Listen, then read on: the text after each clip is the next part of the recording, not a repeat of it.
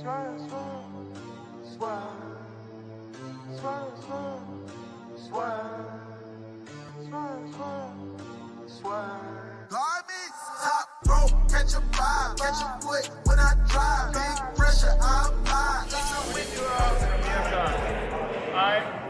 グレートがユナイテッドエンパイア今日は試合があったそして彼がエンパイアの応援してくれるってよみんなブローケンテーブルポッドキャストよろしく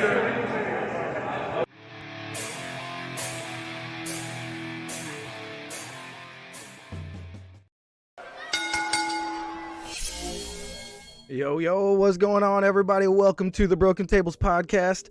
I am your host, Jeffrey Vegas, here with our co-host, King Rome, as always, the Broken Predictions champion. How you doing tonight, sir? I'm doing excellent, Jeff. You know, I went to a birthday party, my niece's birthday party, and we went laser tagging. Oh, that sounds fun. And I fucking murdered a bunch of 10-year-olds tonight in laser tag. So here's the thing, right? Here's a funny story before we get into wrestling.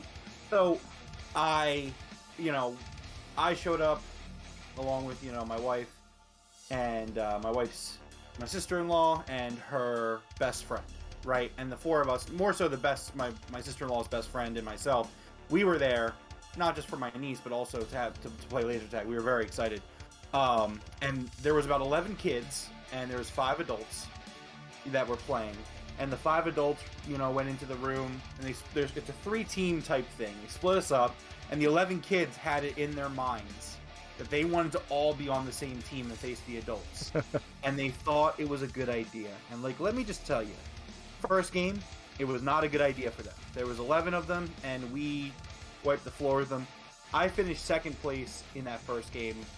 My sister-in-law's best friend finished first. And there was a mutual respect there, because in the next game, the kids wised up. They were like, we got our ass kicked. Let's split up and have 3 teams. Well, the adult team still won. This time, I was in first place by a very large amount. I was very proud of myself. Very proud of my performance tonight in laser tag. Last time I played laser tag, within about 2 minutes, I was out of breath and hiding in the corner. And I thought I was going to have a heart attack. So I was pretty out of shape, but and I want to get back in shape. I actually would like to start doing it because we were talking and they weren't very busy. On a Friday night, it was kind of surprising. Apparently, people just don't go anymore, but they stay open till midnight, and sometimes a little bit later because of, now people our age, well, my age, you're a little bit older, my age actually go and play laser tag late at night. So I'm like, damn, I gotta get a squad together. We gotta go and play laser tag on a Saturday night in Ben Salem. You know what I mean? Yeah, absolutely. All right, so let's get started here with the review of AEW Quake at the Lake Rampage edition. This is episode 64 of the Broken Tables podcast. Welcome to everybody in chat. We got Big T, we got Juan C, and Coach Nick. Thank you guys for joining us every single night here. We love you guys. If you guys haven't noticed, I got a new little screen here so we can see the avatars slightly better for you guys. Let me know if you guys like that. But let's get started here. We started off with a promo with Bryan Danielson in the ring. And Daniel Garcia comes out with the interruption, and we had one of my favorite interactions in the ring in quite a little while here. I think you even sent me a tweet from Brain Damager there, or Drain Bamager, how Danielson said, it's the sports entertainment shit that I hate. And I knew it right away. I even wrote it down. I was like, yes, sports entertainment shit that I hate. Yeah, I absolutely love this. I thought that this was phenomenal. You have Bryan Danielson coming out talking about how he's, he says, I don't think I'll ever be 100%, but I don't need to be 100%. I just need to give it my all. And, he's talking about how he's never going to willfully stop wrestling, which, oh man, my heart was set aflutter when he said that. Yeah. He's talking about how, someone's going to have to end my career. It's not going to be Daniel Garcia, but somebody's going to have to. In which case, Daniel Garcia comes out, and he talks about how Bryan Danielson was his hero, and, it upsets him to see him keep retiring and coming back and retiring and coming back. He's like, it hurts me. It makes me want to hurt you. Yeah, it was great. Which I just loved. And then that leads to the part that really just like I think that Daniel Garcia is going to break away from the JAS, honestly, especially with Sammy being there now. It's because he does this, like I sent you the clip. He's sports entertainment bullshit pisses me off. Daniel Garcia is talking about, you know, I'm going to be known as the best technical sports entertainer of all time. And Brian's like, why would you want to be that? Like if I was really your hero, you should want to be the best technical pro wrestler of all time. Like I can't fucking stand this sports entertainment bullshit. So good. And you know, he got like super personal. He grabs like Garcia's like looking away because he knows it's true, and like Brian's like, look at me, damn it, and he grabs his face and turns like, oh. So good, man, so fucking good. Bryan Danielson. I was watching this promo and I'm like, I don't know if it's in the cards, but I really hope Bryan Danielson, you know, at some point in his AEW run ends up world champion. Yeah, me too, man. You know, it leads me to think we may get some sort of swerve going in the future where Moxley wins this world title and then goes against Danielson for it. You know what I mean? When they go Punk versus Moxley. Sure, Grandpa. Let's get you to bed. You know, you don't want it to be obvious who's going to win that match. We know they're going to have the match, and we don't want to just be like, well, Punk's winning and getting his belt back. Like I don't think that's the way you go. You know what I mean? Wait, so you're saying that you think in this match it's a better idea to book Mox to beat the returning Punk? I don't know if it would be the better idea, but I would like for there to be some sort of, you know, believability of it rather than everybody just being like, all right, cool, we're going to have this match where, you know, Punk gets his unified title back. I don't know. How do you see it as more believable? What's that? You said you used the word believable. Yeah. Did you mean to use that? What is, like, why is it less believable for Punk to beat Mox? No, it's not. It's just, it seems like that's what everybody's just assuming already. They're like, oh, I can't wait for him to come back and, you know, take his belt back, essentially. And I'm just like, not so fast, you know? I hear what you're saying. Unfortunately, in wrestling, sometimes things pop up where... And there you go. Juan just hit the nail on the head with how you could redirect Punk perfectly, have MJF show up and ruin, you know, and sabotage the match for Punk. You know what I mean? See, here's my problem with that. My problem with that is I don't think it makes sense, because you're talking about things making sense. Yeah. I don't think it makes sense for CM Punk to, one, have such a non-existent world title reign. And I also don't think it makes sense. So like, the coach and I were talking about this in the Discord a few days ago, where we were discussing, I think it was the coach, pretty sure it was the coach. We were in the film room, we were shooting the shit, and Jeff, take us to the film room. We were in the film room, and we were talking about, you know, MJF coming back, MJF screwing up, you know, MJF being the guy to dethrone CM Punk for the world title and doing it when right when MJF comes back. And I make the argument, you know, and you can disagree with me if you'd like, I make the argument that it makes no sense for MJF to be the guy that dethrones Punk right now. I think Punk should be the guy to dethrone Punk in the end. But like, I don't think that Punk should drop the title. I mean, regardless of injury, even if he was injured, but especially because he was injured, I just don't. It doesn't seem realistic to think that Punk's going to drop the title to anyone like in the immediate future. We weren't thinking dropping it to MJF, but like, the injury kind of changes things, though. You know what I mean? Like, there were plans, and the injury definitely changed plans. So.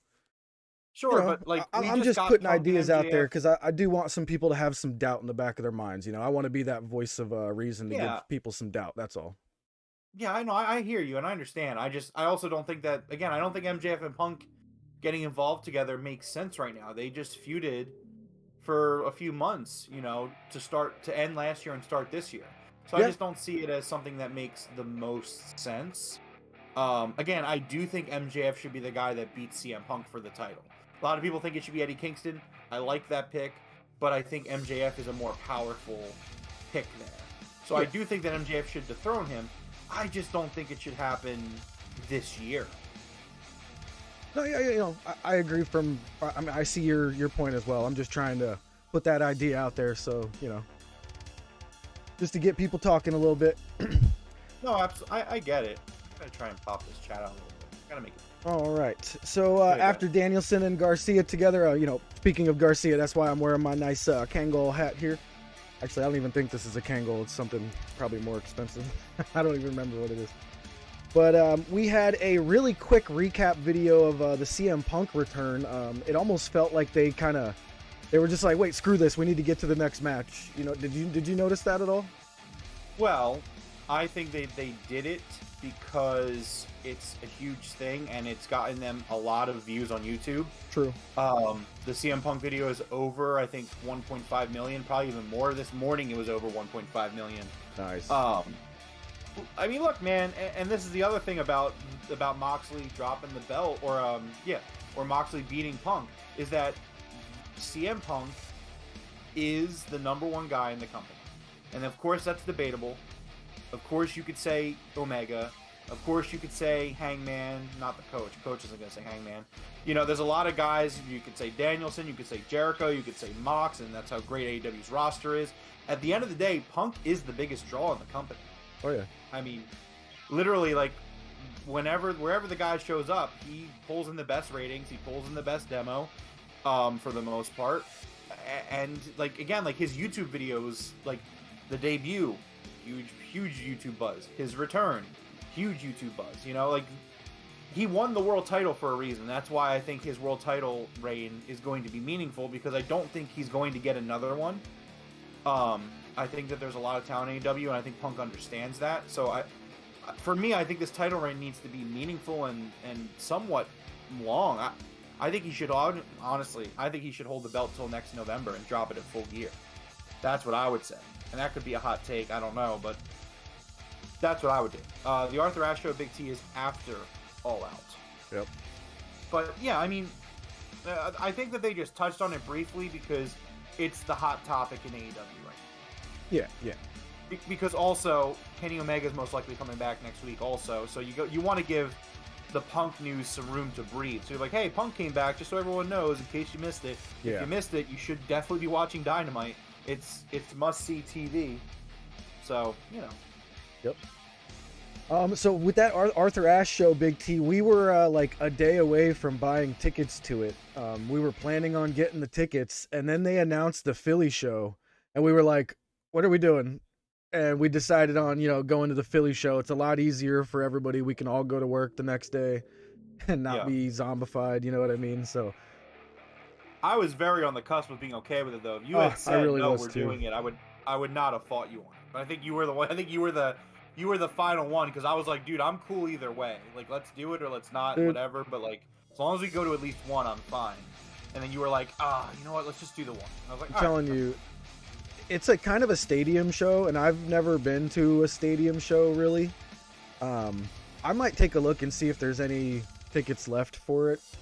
And if they're not crazy, I don't even care where we sit. I just kind of want to be there, see what's up. Yeah. Juan saying Punk holding the title for a year, definitely see that getting stale. Roman was able to do it for a year, but not everyone is able to pull it off. I think CM Punk can do it way better than Roman. And I know Juan's probably sitting there right now thinking, of course, Roman, of course you think that.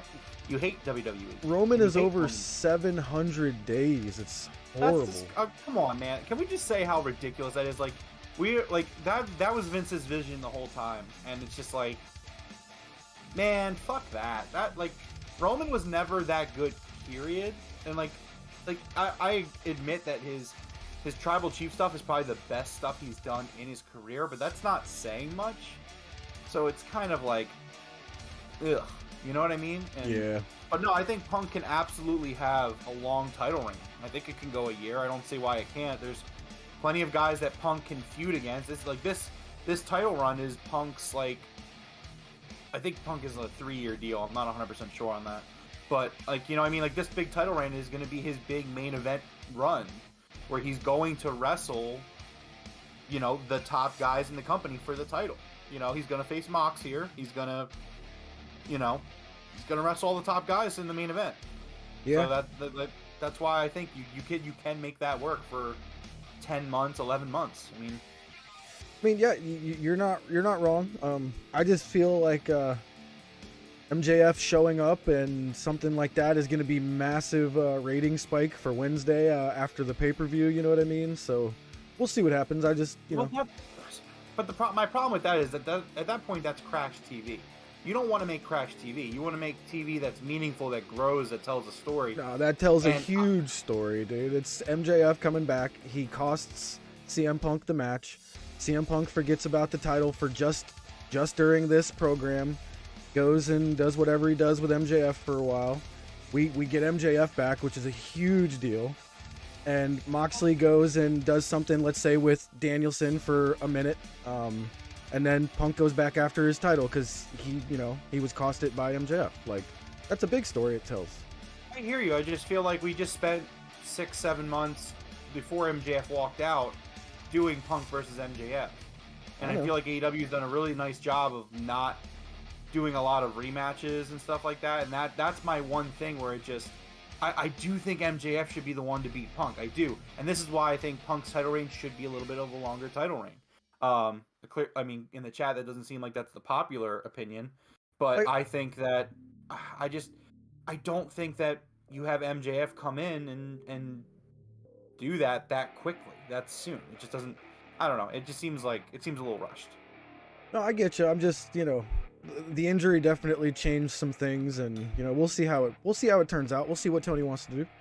Like, I would say my argument is that if they were going to, and again, the injury changes things, and MJF being upset does change things, but my thing is like, not that it's gonna be bad, it's gonna be great, but I just feel like if they were going to end up doing MJF beating Punk for the title anytime this year, then I wouldn't have had them do the 7 months of excellent storytelling previously. Like, that you should have saved all that for this, because that would have made it like fucking money. It's gonna be money no matter what, but I'm thinking about what's gonna be the best product. Yeah. And I would not have. That's just my opinion. I mean, we could we could have MJF come back for a Wardlow, interference, cost him the title or something like that. I don't think that either, and that's where, like, again, it's definitely feasible for Punk to get screwed here. Like, I'm not saying it's impossible. It makes sense to an extent. Just like, what does he do when he comes back, if he comes back? You know what I mean? We got two storylines that would make sense, and if not, where else? I mean, honestly, what I would do, and this is just me, and this is a starting point, I would have it be... So, again, we talk about in this fantasy booking. Yeah, fantasy booking. So, Stokely's recruiting these guys, right? He's going, I shot the idea out there that maybe this is an MJF faction that's forming, and we just don't know it yet, right? Mm-hmm. What if he comes back and we do MJF and his faction versus the Blackpool Combat Club?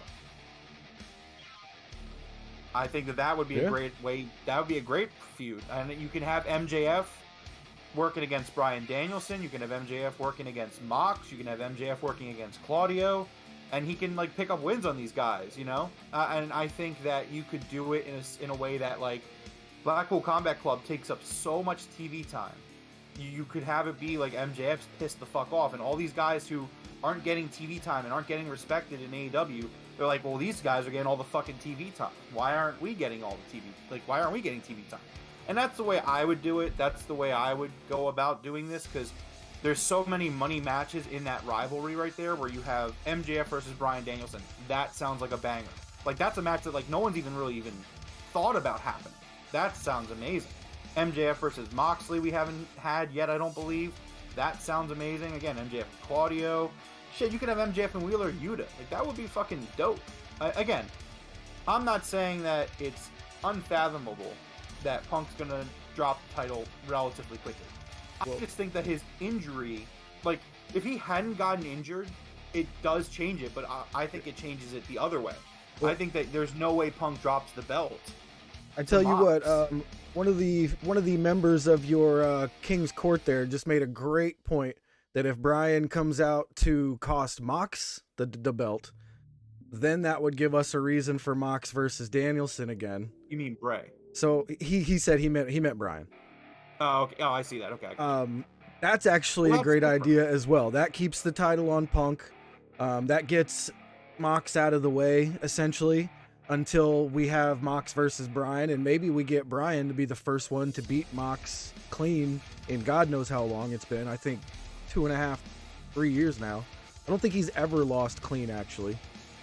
Again, and major disclaimer, I understand that I have a heavy bias here. I am well aware of that, and I will never not point out when I have a bias. Yeah. I don't think it makes sense, especially with the injury taken into consideration, for CM Punk to lose to Moxley. I just don't. No, I'm saying, like, even if it's a dirty finish, even if it's like, I don't like if it's Bryan, if it's MJF. For me, I just don't think it makes sense. You have so much goodwill with the fans, and people are so happy to see Punk. Even if you don't do a long title reign, I just don't see him losing the belt this year. oh yeah, I can agree with that now. Now that I think about Danielson costing Mox, the belt, then Punk keeps his title. You said Danielson costing Mox. Yeah, Danielson cost Mox the belt, and then that keeps the belt on Punk. That gets Mox away from Mox away from Punk for a little bit. We get Danielson versus Mox, and then we see where we go from there. Maybe we get Danielson finally to be the one to beat Mox, and then he goes against Punk for the title. Gotcha. Yeah. I thought it was Danielson costing Punk. No. Yeah, which that would be an awesome feud. Now we're gonna get that match someday, and that's gonna be for me. That's the destination. That's where I want to get to. Like, I can't wait to see those two face off. That's gonna be it's gonna be great. All right, let's move on here. Next up, we had the AAA Mixed Tag Team Championships with Ty Mello and Sammy Guevara versus Sky Blue and Dante Martin. I was really surprised at the crowd pop we got here for Sky Blue and Dante. I do believe this is Dante's hometown, which is why the pop was so loud. Is that correct? Correct, but Okay. still really, really cool to see. Yeah. I just want to say that, and this could be a testament more so to Sammy and Ty than Dante and Blue Sky, but Dante Martin is doing his best work right now.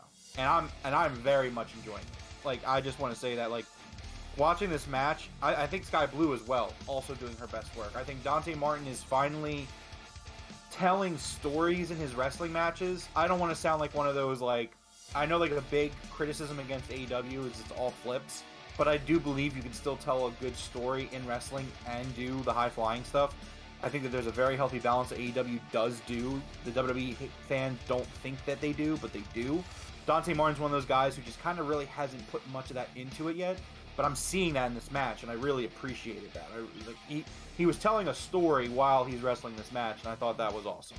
And sorry, go ahead. I actually was going to say, I thought all four of them did incredible in this match. Oh, yeah. This match actually brought me back to not absolutely despising Sammy and Ty. Well, I think the problem was that they were trying to push them as baby faces, and it just wasn't working. Yeah. People just weren't having it, and you got to go with what the crowd gives you. And at the end of the day, if the crowd don't like Sammy and Ty, you can't make them baby faces, and Tony Khan understands that. So, yeah, I completely agree. Now, I think we got something slightly wrong, or I think I did last time we talked about Ty Conti there. She changed her name now to Ty Mello. She used to be Tainara. I think we were saying that it was just Ty Mello Conti, but it was Tainara Conti. I was saying, you know what I mean? I had it wrong one way or another, but it's Ty Mello now. I think she dropped the Conti part of her name completely, and it's just Ty Mello. So the interesting thing is that her first name is Tainara. Yes. Her last name, she was married before Sammy. Yes. And her ex-husband's last name was Conti. Yes. So she dropped the Conti because she's married to Sammy. Yes. But I guess they didn't want to do Ty Guevara because it doesn't sound as good, so Ty Mello is what they went with. Yep. All right. So this was a great match, man. I was very surprised that I enjoyed all the way through this match, from beginning to end, entrances to the finish. It was great. And here's a rarity for you. I think that the tag rules in this match actually fit perfectly. Yeah. I thought it was really awesome because Sammy and Ty being the heels, when Dante really wanted to fight Sammy would tag in Ty. And I was like, damn, this is the first time in a mixed tag team match, I feel like, ever, like, maybe I'm wrong, but that I've ever seen, where it made sense on a psychology level for Sammy and Ty, and for these rules to exist, because Sammy's like, I don't want to fight you, bro. Tag in Ty. Ty will fight Blue Sky, or Sky Blue, sorry. Yeah. Sky Blue. But yeah, man, this was a really good match, and it was great work from everyone involved. And Dante and Sky Blue currently in the middle of the best work that they've done, at least from what I've seen from them. Yeah, and I actually really enjoyed the referee work in this match. You know, the referee's discretion thing with, you know, they got involved intergender there a little bit. And normally the ref would kind of be all crazy about it, but he was just kind of like letting it go. He's like, hey, if they're going to do it, let them do it. And it was cool. It was cool to see the girls get a couple moves in there on the guys. Ty Conti hits Sky Blue at the end there with the Ty KO and gets to finish the 1-2-3. Great match. I was entertained. I had no problems with it. And like I said, to be honest, it actually reeled me back in a little bit from my hatred of Sammy and Ty. So I think this was a great job all around here. You know. Well, welcome back. Yeah. All right. Next up was a Lucha Brothers promo on the Facción Los Ingobernables. Hey, I did it. Yes. And I always use this, and you're going to make fun of me again, but I was a little confused here at the Lucha Brothers cutting this promo like, we're going to kick your guys' asses. And I'm like, you just lost to them. Like, literally just lost to them. Didn't they? They did, but why are you confused? Because they were making this promo sound like that match didn't happen. They were like, we're going to get these dudes, we're going to kick their asses. And I was like, they just beat you. Cut to my screen, Jeff. Yes, sir. How you doing, Jeff? I'm doing good, man. Doing good. How about yourself? I'm doing phenomenal. I played laser tag today with a bunch of 11-year-olds, 10-year-olds, and wiped Kicked the all floor their with them asses. like CM Punk in an AEW championship match. So I don't know exactly how I can break this down for you, because it's really kind of bare bones. Like, yes, they had a match against each other, but the point is that they have another match coming up in the trios tournament. So therefore, they're letting us know that with Pac coming back, the three of them are going to kick the other three's ass. Oh, okay. So I completely missed that they were referring to the trios match that they're having because they didn't have the third member of either team there. Okay, I get it now. I get it. Did you watch the promo? I did, but not seeing either third member, I don't know if my brain just still put it together as a tag match, but I get it now. They Okay. literally showed like a snippet of Pac They when they said did. it. Yeah, they did. It's okay. All right. But Well, as look, long as you Big T understand. was with me too a little bit there, but now that I see like what they were saying, they're like, we have a champion who's going to be our third. We're going to beat your guys' asses this time. Okay. See, how did it not make sense? Again, they're in the trios tournament against them. So like, why would they not cut a promo saying they're going to beat them? Are they supposed to be like, well, you beat us once, so I guess you're going to beat us again. We'll just lay down and die and take the pin. Like, what do you like? No. Yo, that's a good idea from Coach there. I can get like a snippet of the break it down music, and when we go to your thing, it could be like, break it down. That would be really cool, actually. I'm a big DX guy, so that I would definitely be down for that. Anyways, yeah, I thought this was a good promo. I mean, I don't think it was anything amazing. It got the job done. I mean, the trios tournament's ramping up, and they're doing promos to sell the tournament. So Yeah, cool. Thank you for explaining that to old man Jeff here. Jeff, that's what I'm here for, man. You know I love you. And Yeah. like, here's the thing, right here. Like, I know that I come off as like a hardcore troll sometimes to you, Jeff. You know, I want you to understand things. You know, I love you, man, and I want to help you. I'm here to help. I appreciate it. Hold on, wait, Juan. How did I have a bad take about like? It's just factual. It was a trio. They have a trios match coming up in 2 weeks. Why would they not cut a promo about it? Like, hold on, I want to hear Juan's argument here about how this is a bad take. How is it a bad take that they factually cut a promo for a trios match in 2 weeks? Yeah, I'm not sure. I'm not actually sure what he meant about the I bad would like take to know either. as well. Look, all right, yes, I'm a big CM Punk guy, and I want CM Punk to have a title reign because it makes me feel good inside. It makes my heart go a flutter. Okay, I admit, but I don't think that that's necessarily a bad take. It's just you don't agree with that take. It's not a bad take. This isn't like Orange Cassidy is not world championship material. take. Like, that's a bad take. Or like Forrest, you know, when we were friends, him telling me Pokemon Legends of Arceus is a bad game. That's a bad take. Me saying CM Punk should be champion for have a nice long title reign, I don't think it's a bad take. It could be a not popular take. There's a difference between an unpopular take and a bad take. These are two different things. Like, you know what? If everyone's just gonna hate on me, I'm just gonna sit here. I'm just gonna sit here. I'm gonna sit here, and there won't be any video game 20 questions. If everyone's gonna be a jerk, then that's what we're gonna do. As long as he doesn't talk about Hangman. All right, let's move on here. So next up, we had Parker Boudreaux versus Sonny Kiss. And yo, did I hear Jane's Addiction for Parker Boudreaux's entrance music? So Parker, I actually wrote this in my notes. It's the Trustbusters theme. I don't know if it's Jane's Addiction, but I love that song. Whatever it is, I gotta find it. I'm fairly sure it's a Jane's Addiction song. I used to be a big fan of the band, and yeah, I just hear that lead singer's voice. I gotta look it up. I haven't looked it up yet. If you could find out for me, I would really appreciate it because I really like that song. Yeah, for sure. I'll send it to you if I find it. Yeah. No entrance for Sonny Kiss, so I was a little worried that Sonny's going to be seeing the door soon, but we'll get to that later on. Sonny gets absolutely squashed by Parker Boudreaux here. Thank you, Coach Nick. Another reason that, you know, I thought she was going to be out the door. Should I say, I don't even know if I should say he or she. This world is so confusing to me now. Yeah, Parker absolutely destroyed Sonny. Tried to get a couple of licks in there, but you know, they're pushing him as a monster. He looks good. He does. He really Lon, does. I don't know if you saw the match tonight, man, but Parker looked great. I didn't see anything that I would have been upset for him being on my TV. And you know, I like the guy. I can't wait to see some more from Parker.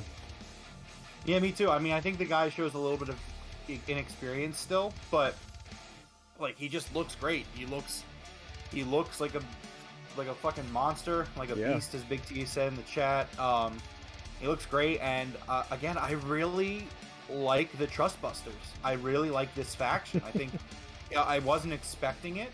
You know, I remember when we saw the Ari Davari promo before Death Before Dishonor on Rampage, and then we got the Rampage match, or I'm sorry, the Death Before Dishonor match. Like, it felt like a kind of like whatever Ring of Honor faction, but like, not to say Ring of Honor is whatever, but it just, you know what I mean? It just felt like a faction that's just going to be there to kind of pad out the roster. But like, it's a really good faction. I really like it. I like Ari Davari. Yeah. I like 90s Jeff. I like Parker Boudreaux. I like all of them. You know, I think it's great. You know what's really weird to me is this. What's the 90s guy's name? Something J. Slim J. Slim J. I don't know why I like this dude. Because when I first look at him, I'm like, I hate this guy. But then for some reason, every time he's out there, I just kind of like, it's just one of those things where it's like almost so cheesy you laugh at it. Like, yeah, I don't know what it is. It's funny. All right, so the crowd really, really cheered on Sonny in this match when he got a couple of licks in there. So I have a feeling they might get a little bit shit on for the squash match, but I think they saved it, you know, with what happens later on in the show here. So we'll keep going on here. Next up, we had a backstage promo with Andrade and Roosh with the Butcher, the Blade, and, Private Party.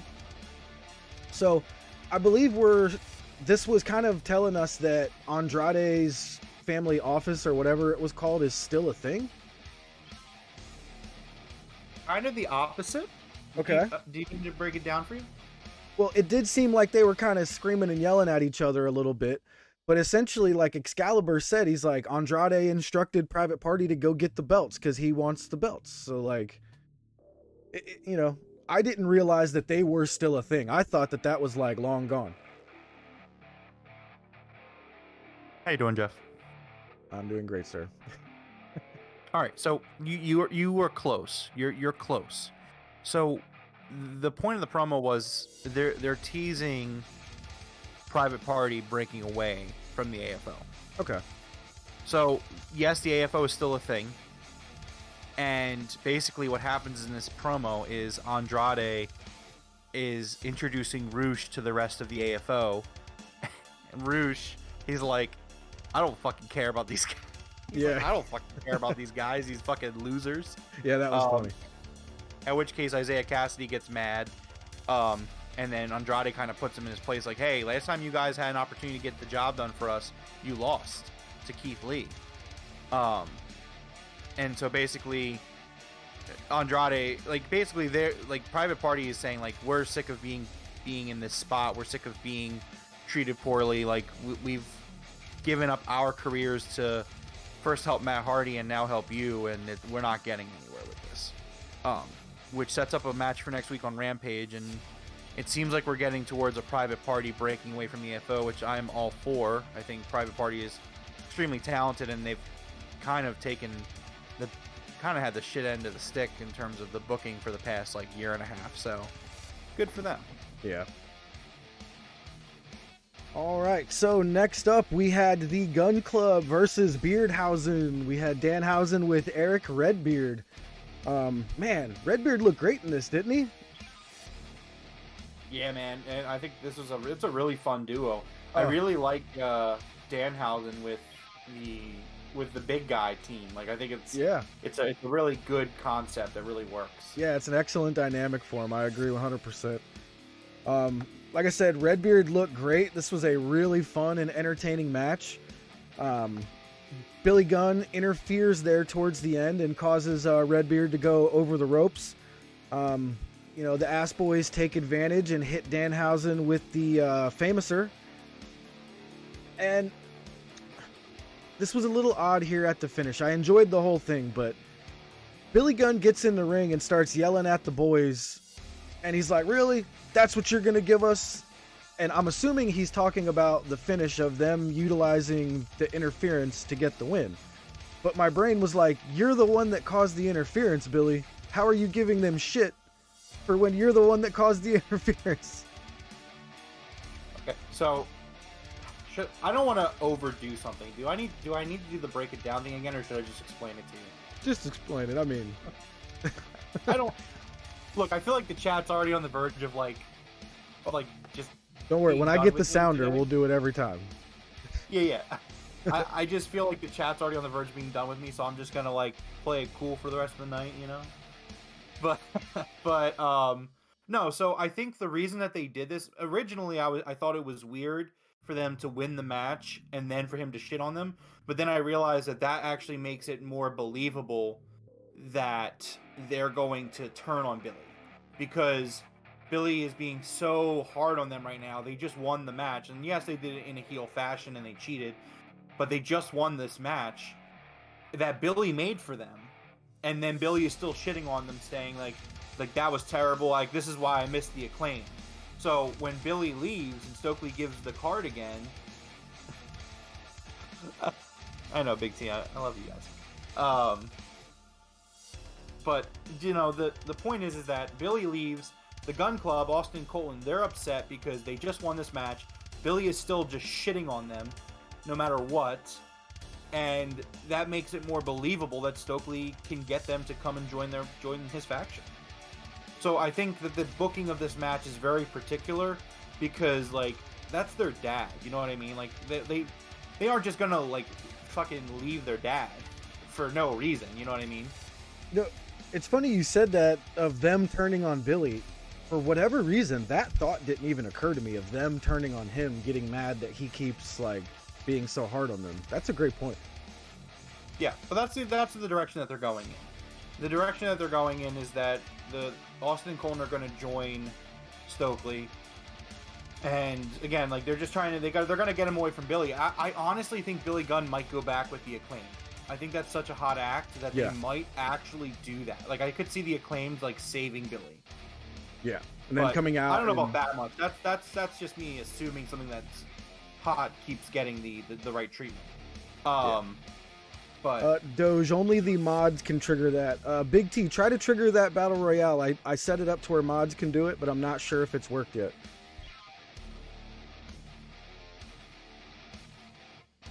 All right, so next up, you know, we had a Swerve and Keith Lee great promo up next. This is one of my all-time great promos for Swerve in Our Glory for me. This was fantastic. And I'm not sure if anybody noticed, but Keith Lee and Swerve were passing back and forth a Fiji water bottle.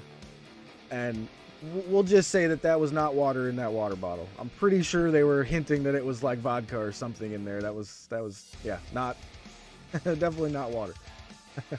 Yes, the mods can trigger it now. Sweet.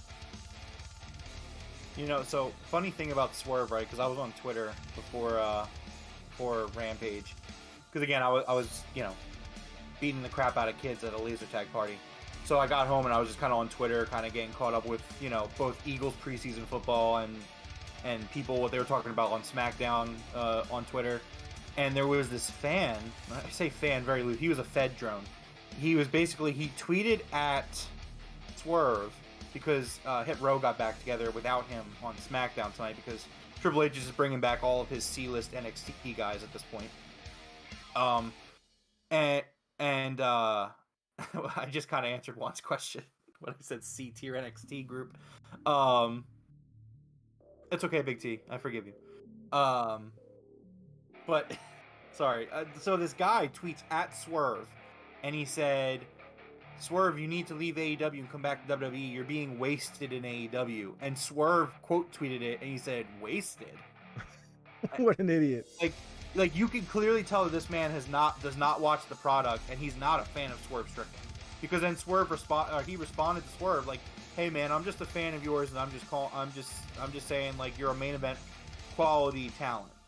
And it's just like, you're clearly not watching AEW then, because the man's currently one half of the tag team champions. He's having meaningful matches on TV every single week, and they're all bangers. So like, see Juan, now that's a bad take. That is an awful take. Probably, people are saying I'm having bad takes tonight, Jeff. That's a bad take in the chat right there. Yeah, I got to agree, Juan. That's definitely... Karrion Kross better than Malachi Black. What a shitty promo from Karrion Kross tonight. Like, well, I'm sorry. I'll disagree with that. I thought the promo was good. I did. I thought it was awful. And again, I know I have a bias. I'm willing to admit it. I've never been a big fan of Karrion. I don't get it. I don't like him. I think he's a cool entrance, and that's literally it. But I just think, like, I don't know, man. I listened to this promo. I watched this promo, and I'm like, that was not good. That was not a good promo. Big T says, Juan, are you high? I mean, he's in the high rollers with me. Quite possibly. Yeah. High rollers are constantly in shambles. Quick question, Rome. What's the name of the Pokemon that's a mouse type with a black side of his face and a orange side of his face? Oh, that was from Sword and Shield. I forget what his name is. That's the one that you are, Coach. If you want to change it, type exclamation avatars and you can choose. Pick a wrestler, man. Go be Ric Flair. I know what Pokemon. I see it on the bottom of the screen. It's one of the rivals like Pokemon. I think it begins with an M, but I'm not 100% sure. I have the card in my deck. I don't remember his name. I haven't touched that. Bret Hart just got fucking exploded by Rhydon. Oh shit! Rhydon wins. I hadn't seen that happen before. Fatality. Holy crap! Rhydon win. Who was that? Who was that? Is that Big T? That's Big T. Fuck yeah, Big T. Big T bringing it home for the King's ports. Yo, I just noticed that the one that I have is Bret Hart. He swings a chair when he's attacking. He's just smashing people with a chair. So Jeff, curious question here. So everyone's avatars, like, are people controlling the avatars, or is this a random thing? So it's a random thing. Okay. They can do exclamation attack and then at somebody.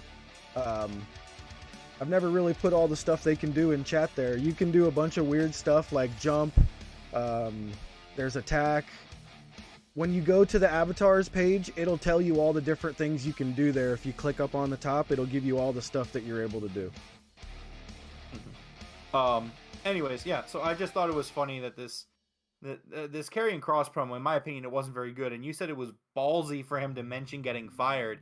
And I don't understand how you thought it was ballsy, because the guy that fired him isn't there anymore, and Triple H clearly brought him back. So you said it was ballsy. I don't see it anywhere near ballsy. I thought it was very I felt more for them to mention it. You know what I mean? Like, It was just, it felt weird, and I was kind of like, oh, that took some balls, but I don't know if that even makes any sense, you know? I don't know.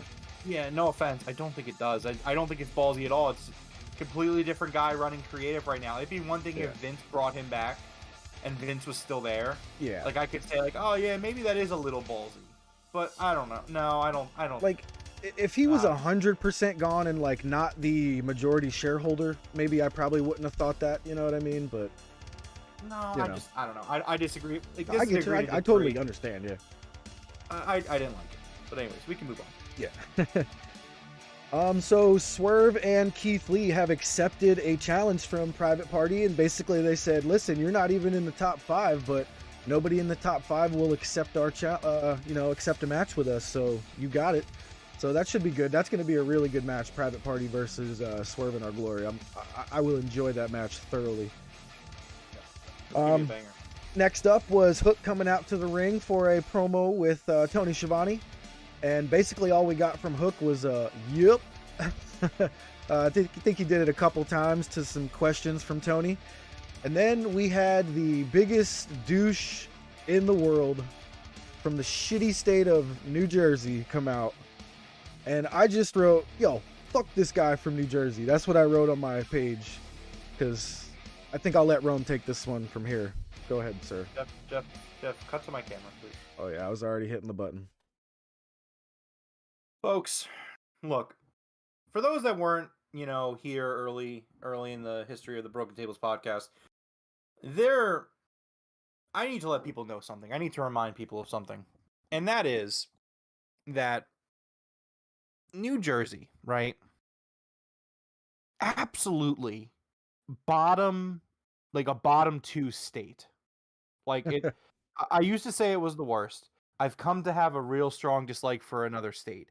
But like it's more of an equal hatred. I mean, there's 50 of these fucking states, and I still say if Jersey's not the worst, it's like the second worst. So that's not an improvement necessarily, but I fucking hate New Jersey. Like I really do. I can't stand it. And for those that are lucky, like the coach, to be literally as far fucking away from New Jersey as you possibly can be, like it's just the worst. It's so bad. Like the Jersey Shores in New Jersey, fucking you can't make a left turn in New Jersey. It's illegal to pump your own fucking gas in New Jersey. And like you have to tip the guy because he's doing a service, and if you don't tip him, you feel like a fucking dickhead. And it's just like, sorry, NSF, little not appropriate, but like it's awful. And that's barely scratching the surface of why New Jersey is awful. Forrest is from, he's not from New Jersey, but he moved to New Jersey, which like I think at the end of the day that might be where it went wrong with him. Like cuz I've known that kid since he was like we were in like 9th grade together. And like he was always he was a cool kid. But I think like as soon as he moved to Jersey, it was just like you just become a piece of shit.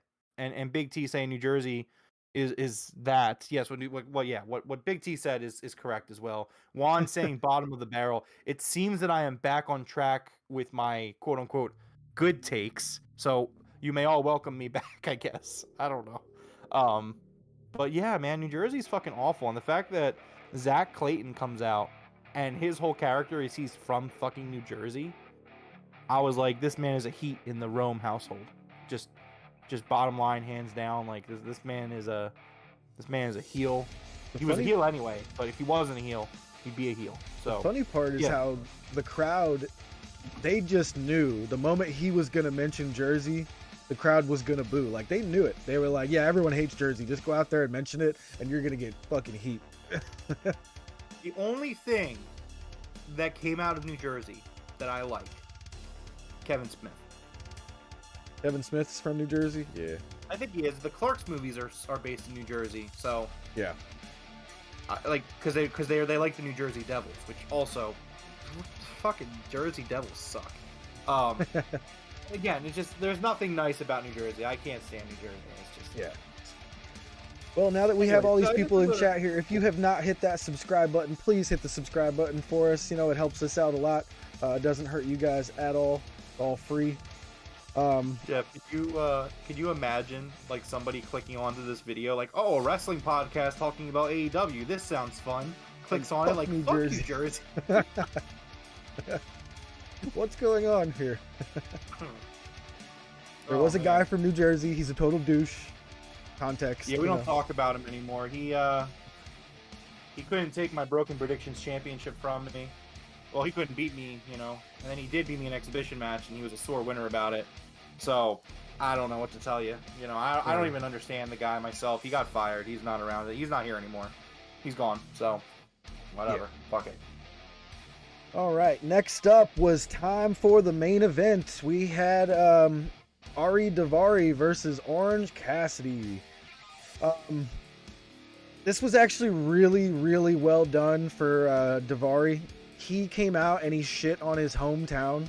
He called his hometown a shitty town, and he picked up a lot of heat for this. Made the match really, really good for the crowd. They were really into this to see him get his ass kicked. This match was awesome. What did you think? So, a few thoughts. And I want you to hear me out. So, number one, a quote from Ari Davari I really like that I just want to say to your face. Ari Davari quotes talking about Orange Cassidy, saying he's easily the best wrestler on the roster. I want you to keep that in mind, Jeff. And here's something I've noticed about Ari Davari, and hear me out. I think Ari Davari, the character, is Tony Khan portraying himself into a character based off what WWE drones say about him. I like it. He's a rich guy who's using his daddy's money to sign up all of the best talent in the business. Wow. Right? How did you I'm see sitting here watching this and I'm like, holy shit. Like, that's Ari Davari and that's Tony Khan, what the Fed drones say about him. Dude, that's so right on, and I didn't even see it. Like, did you come up with that yourself? Yeah, I was thinking about Excellent. it, and I was like, because I've been watching Dark and Elevation, he's on there, and I'm like, wait, like, he's talking about like signing up all this talent, and his trust fund kicked in, which, like, I mean, like, I'm pretty sure like trust funds are generally given to you by your parents. Yeah. So They call them trust fund kids. Yeah. I was like, isn't this like basically what the Fed fans think Tony Khan is? I mean, more or less, you know? Huh. That's a great observation, dude. I did not think that at all. And then as soon as you said it, it really does seem like his whole character is Tony Khan. That's great. Yeah. So I thought that was really cool. Yeah, absolutely. I also need to admit to you, every time I see Orange Cassidy, I get mad at you. I know. You've done this to me. Orange Cassidy comes out, and I just get so upset with you. Not with him, but with you.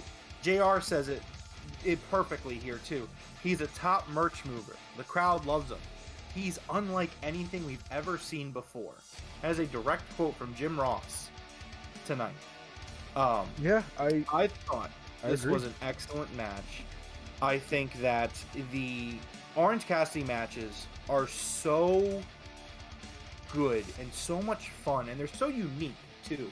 Like, I was trying to put my finger on it towards the end of this match because we like talked a little bit during the last commercial break, and then I went back and finished the match at the end, and I was just like, there's just something about Orange Cassidy matches that are just so much fun because the guy is so entertaining, but like at the same time, like, he's not just a gimmick. Like, he's a legitimately great wrestler. And again, like, man, this is the hill I'm going to die on, and I don't care at all. This man is... I love Orange Cassidy. This guy is like what modern wrestling... There was a really cool interview with Danhausen, and Danhausen was talking to... I don't remember what the interview was, but there's a snippet out there, you can find it. And Danhausen's talking about bringing in new fans. And he says that something that he and Orange Cassidy do that not a lot of other people do is they bring in these casual fans. Danhausen is talking about how he and Orange Cassidy will go to these signings, and like a lot of people will be like, I wasn't a fan of wrestling, but then I saw you two, and I'm like, you guys were so much fun. Now I love pro wrestling. And I'm just like, yeah, man, Orange Cassidy and Danhausen, but I think Orange Cassidy is a much better wrestler than Danhausen and whatnot. But Orange Cassidy, man, one of the best, one of the absolute best. I hope he wins a world title someday. He deserves it. Yeah, I would say he is definitely one of the most entertaining guys on the roster. Absolutely.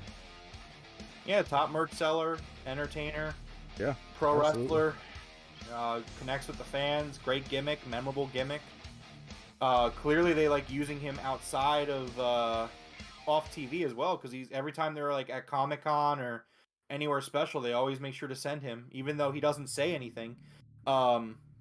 I don't know, man. I'm just putting the facts in front of you. If you don't want to acknowledge the facts, then, if you don't want to acknowledge the facts, then don't acknowledge the facts. But I don't know what else to say. It It is was an what it excellent is. match. This was a super fun match. Loved it. I completely agree. This was super fun. Everything about this match, I couldn't take my eyes off it, to be honest with you. You know what I mean? I was trying to make sure I saw everything. I didn't want to write down a lot of notes because I have to look away when I'm writing my notes. But great match. We had Cassidy come out on top. He hit the orange punch, right? Or beach. I forget how he finished it, but The orange punch. yeah, he hit it the was orange punch. Gets the 1, 2, 3. But immediately he gets destroyed. Well, the whole best friends get destroyed by Parker Boudreau. And then we have Sonny Kiss coming out for the save. Sonny kind of, tells Orange, hey, I got this. And I saw it coming from a mile away. I was like, he's going to turn. And man, Sonny Kiss turns around and kicks Orange Cassidy right in his sack of oranges so damn hard. I felt bad, but that was great. It was a very good way to fool me earlier with no entrance and getting squashed. I thought Sonny was done. I literally did. And then they brought him out and they add him to the Trustbusters is what I'm guessing, right? Yeah, well, I knew Sonny was going to join the Trustbusters because they teased it last week on Elevation. True, I saw the tease, but that squash earlier with no entrance just felt odd to me. I was like, oh wow, okay, that's different. And well, no, because Sonny realizes that the way that their career has been going, like they're not on TV, like a change had to be made. They're not on TV, and then they finally get on TV and they get squashed. So that was just what Sonny thought that they had to do. I think it worked. Yeah, absolutely. Congrats again, Big T, on winning another Battle Royale, bringing another trophy home to the King's Court. Thank you. He loves those Battle Royales, man. He's going to T, keep racking up the win. When you do the attack somebody, you have to do like their exact name, like do the @ symbol, and then like Juan C you would have had to do. Or like @ Coach Nick, you know what I mean? So this was an excellent episode of Rampage. I loved how we went off the air here with Parker standing tall, looking good, looking like a monster.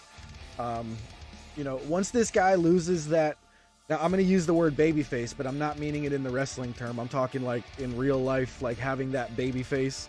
Once he grows into that like man's face, that dude's going to be scary as hell. Give him a couple years, that dude's going to be a monster. Yeah, definitely. Really excited for his future. This is an excellent episode of Rampage. Had a lot of good storytelling, a lot of promos. The matches were all a blast. It's episodes of Rampage like these that make it a little bit more bearable that they're not live and not 2 hours. Because this was a very good episode, in my opinion. Yeah, absolutely. So what do they have for us in store for next Wednesday? All right. Well, for starters, they announced that on August 24th, which is Dynamite in 2 weeks, they're going to have the quarterfinals for the World Trios Championship Tournament. Death Triangle versus Will Ospreay and Aussie Open will be August 24th. Do not miss that match.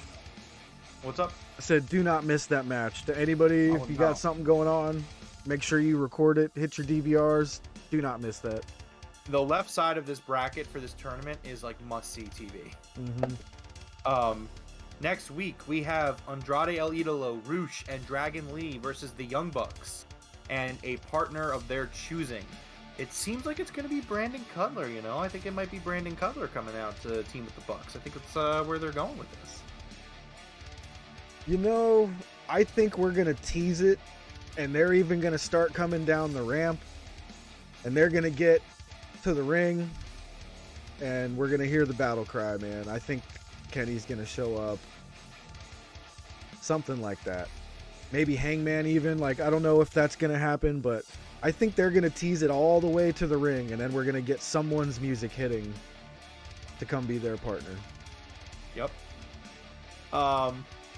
We also have Tony Storm versus Kylan King. The Varsity Blondes will be in action against the Gun Club. Okay. Daniel What if it's Garcia Jay White? versus Brian Danielson. Best 2 out of 3 falls match. Now this is going to be a fucking banger. Make sure you're watching this. Yeah. It's going to be incredible. Next Friday on Rampage, we have the FTW Championship, Hook versus Zach Clayton. The AEW World Tag Team Championship will be on the line. Swerve in Our Glory versus Private Party. Ooh, that should be good. AEW World Trios Championship Tournament quarterfinal, the Trustbusters versus the Best Friends. So that is next week. Dude, that's some good matches right there. I can't wait to see Will Ospreay again. It's my dude. Yeah, man, it's going to be pretty awesome. Jeff, do you have anything else you want to talk about wrestling wise? I don't believe so. Just besides, we could do a quick SmackDown tonight. I turned it on once I got home just to see what was going down. You were asking about pumped in crowd noise. So when I immediately turned it on, it didn't seem like it because the crowd was kind of into what was going on when I turned it on. I flipped it on right at the Liv Morgan segment with, I believe it was Shayna Baszler. Yeah. It didn't seem like they were pumping it in there, but immediately after, I saw the crowd sitting there doing nothing, and it was like they were going ballistic, and I was like, what? I was like, what? Okay. But they've been doing that for like 20-something years. I don't think that's something that Triple H is going to stop, to be honest with you. Well, number one, that's shitty. Number two, I'm never going to ask like a simple question about WWE ever again in the Discord, because as soon as I did, Jeff was like, all right, I have an excuse. Picks up his remote, And everybody was flips like, the- more importantly, why are you talking about SmackDown? Well, that was because I was on Twitter, and I'm just like reacting to what I'm reading on Twitter. That is not as bad as actually turning on SmackDown. Like, all Jeff needs is an excuse to watch SmackDown, which is fun, Again, Hey, I think listen. the product's getting better. I think that the product went from being like a 2 out of 10 in ratings to like a 4 or 5 out of 10. So it's getting That's better. exactly how I feel as well. I think I even said something to that effect in Discord there. But Damn. Yeah, I Juan just- didn't even watch SmackDown tonight, Jeff. How does that make you feel? That Juan, the High Rollers are in shambles once again. Juan chose to watch Falcons preseason football over SmackDown, and like, mind you, and this isn't me hating on the Falcons. Wouldn't that be They're a good pretty thing? much guaranteed to be the worst team in the league this year. They're in complete rebuild mode. Damn, the coach is hitting them with 20. hitting them with the score too. I wasn't gonna do it. Not even a I wasn't gonna do touchdown, it, man. Coach. Ouch. Coach is savage. Coach is coming in with like going for the jugular. I wasn't gonna bring it up. I also wasn't gonna bring up I'm gonna bring it up. The 2017 season divisional rounds. What happened to the Falcons? I believe Matt Ryan tried to throw a touchdown pass to Julio Jones and just slipped right through his fingertips. Where was that at? What team did they play? I believe that was at what we would call Lincoln Financial Field. Yes, that's right. And then you know what? So here's a funny thing, Juan. I have a really I don't know how it shakes out this way, but in my life I've been to quite a few Eagles games, and for some reason it's not by design. It always like I've been to more Eagles versus Falcons games than any other team, and it's so weird to me. So I've been to Carson Wentz's rookie year. I was at Eagles Falcons. Eagles beat the Falcons that day. I was there for the 2018 game, not the divisional round. The next year we played you guys in the home opener when we unveiled the Super Bowl banner. Beat you there. The next year, when the Eagles were actually bad, I went to Atlanta. Complete trash can, by the way. Sorry, Juan. You're from Atlanta. Atlanta's a fucking trash can. You're great though. But like I went to Atlanta for the Eagles versus Falcons. It's really funny. The bars were serving Philly cheesesteaks in Atlanta, and they were terrible. Like, I didn't get one because I'm smarter than that, but people next to me got it, and like, it was not good. It looked really bad. Yeah, they don't know how to cook cheesesteaks over there. No, it's a Philly thing. If you don't get it, you don't. I want to point out something crazy here. Juan just said that it was on Fox. The football game was on Fox at the same time as SmackDown. So even if he wanted to, it was essentially blacked out by the football game. That's crazy. I did not think that happened. Well, yeah, local games will do that for you. Like, I know here in Philadelphia, NBC gets those preseason games. Yeah. So it really just depends on who has the rights to that team's preseason stuff. So I guess in Atlanta, Fox is kind of the network that gets it the most. Hey, Coach, the Hawks got damn, I'm forgetting his name right now. Trey. They got Trey, whatever his name is. Damn.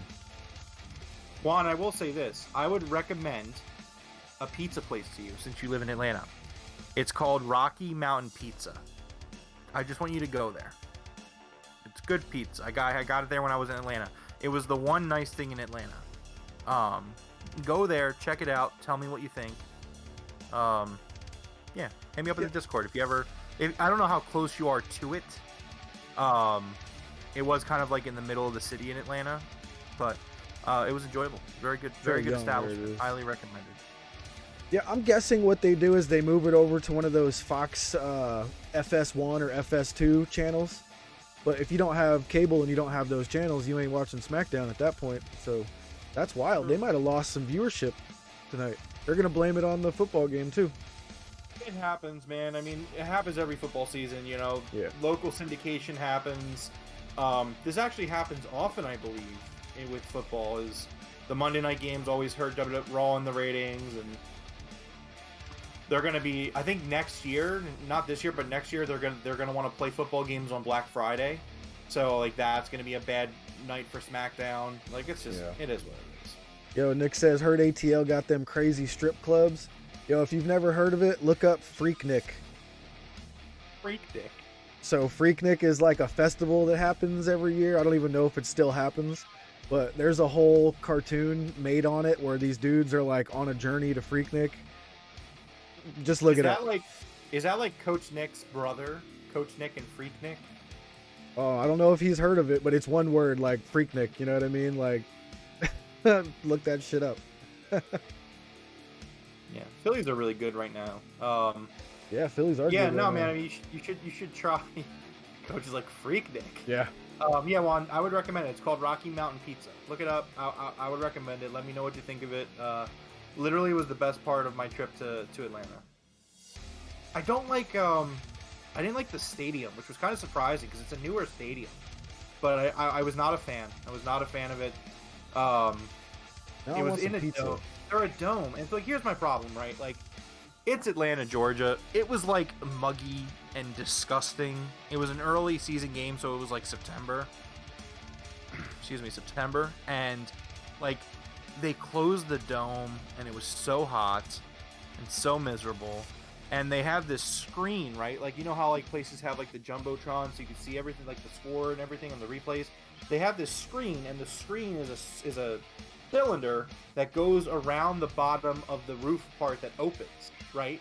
But the seats go all the way up, and the thing hangs down.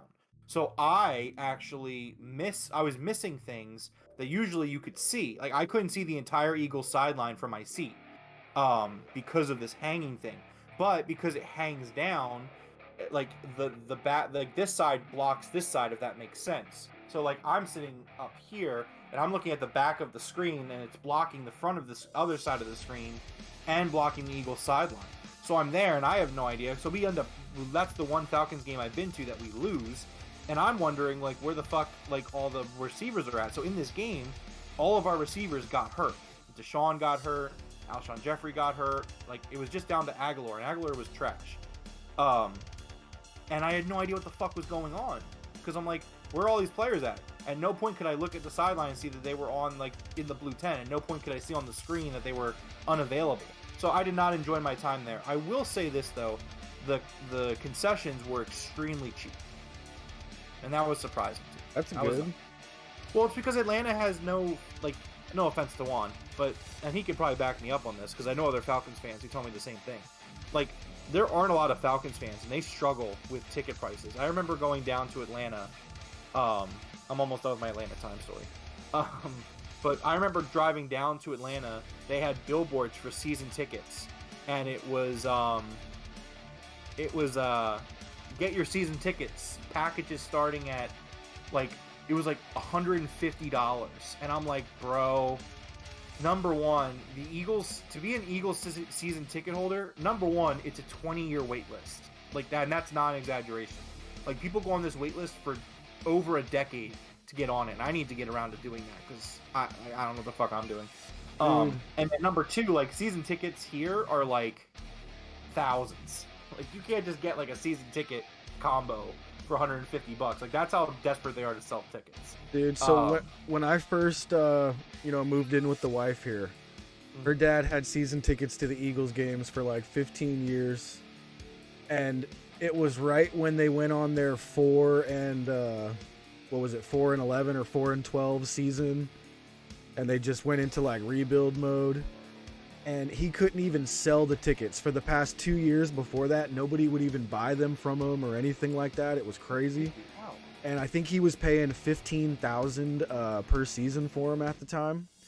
And he was like, I just can't afford it if nobody's going to buy the tickets from me. I can't afford it anymore. And he gave them up.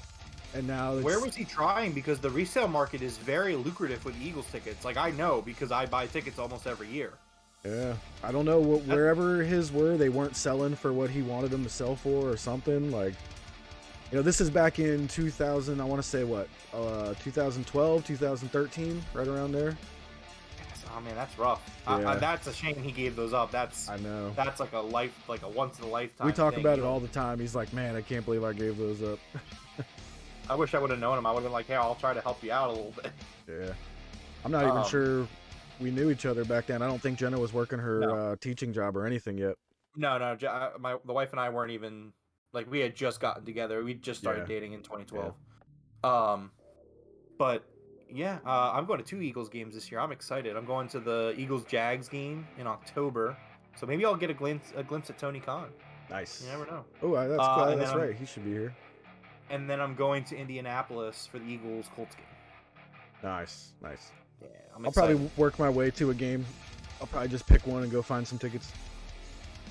Yeah, it's a good time. I love going to Eagles games. It's home away from home for me. All right, so let's do our game of 20 questions here. You ready? All right, yep. Everyone that's tuning in, thank you for hanging out with us for the AEW Rampage recap and discussion. We are about to play video game 20 questions. So for those that are new here, I'm going to pick a game off of my wall, and Jeff is gonna ask 20 questions to try to solve it. You guys can help him in the chat with that. He's currently 1-5, I think it is. But so yeah, let me give me a second to pick a game.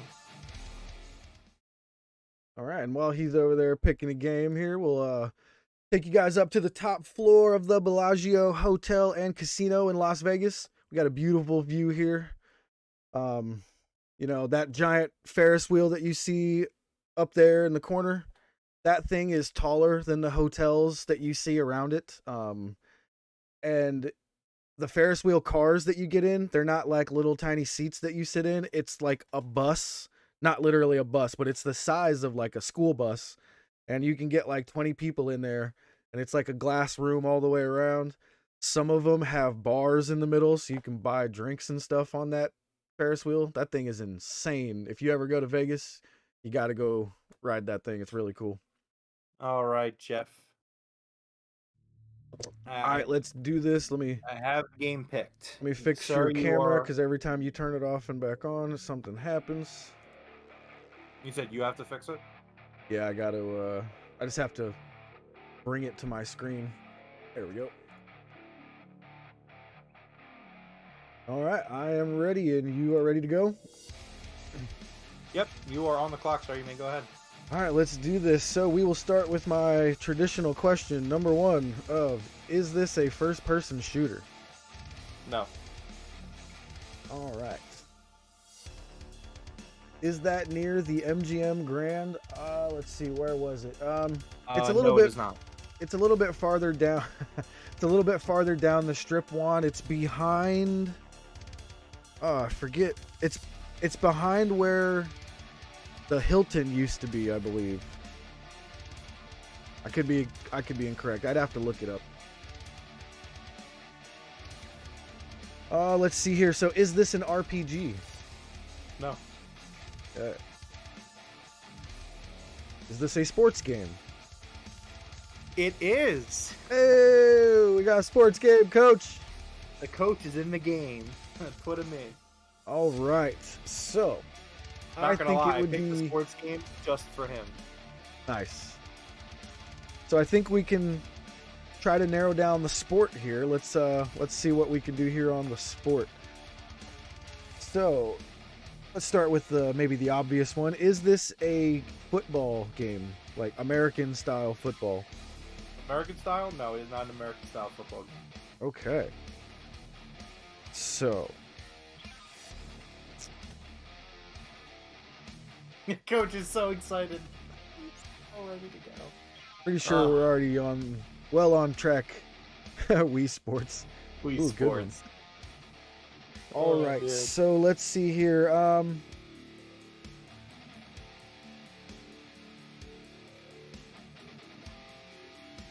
Well, I guess since we said, is this an American football game, we can ask, is this a football game in general, speaking of what the world considers football and we consider soccer in America? No, it is not. Oh, all right. Swerved us. He swerved us. Okay. Always playing the game. All right, so Super Mario Soccer. Is that a thing? That would be amazing I if don't know, they had is it? that. Okay, so let's go with, is this a basketball game? No. Okay, so we have no American football, no basketball. It's not a soccer game, so no FIFA. Oh, man. Alright, let's see. Alright, even I have one of these. Is this a hockey game? No. No? Okay. Anybody remember Blades of Steel on Nintendo? That was one of my favorite games of all time. Coach coming in with NHL Blitz. Not a hockey game, man. Mario and Sonic at the Olympics. Is that a real game? Who knows? Okay. Oh, man. So, all right. So it is a sports game, but I think he purposely chose something difficult for us here. Me? No. Me? No. All right. No. Yeah, let's do that, Big T. Is this a Nintendo game? It is. It is. Excellent question, Big T. How many questions am I on? That was your 8th question. Or are we on? We're a team. Okay, we are on 8. I'm assuming it's a Mario sport game. Yeah, I think Wii Sports would have been way too obvious.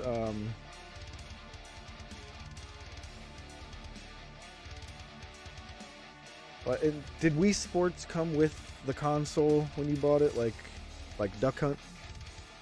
Let's see here. Is that a question? Yeah, I mean, it was going to have to be, but I don't want to ask it like that. Let's see here. So, would this be a Wii Sports type of game? Are you asking if it's Wii Sports or, like, what is a Wii Sports type of game? I wasn't sure if there were multiple versions of Wii Sports, so is there only one? I don't want to give you a freebie, Jeff. Okay. Oh, I have plenty of questions You can here. ask. I think we're you on a can good ask that as track. question if you want. So,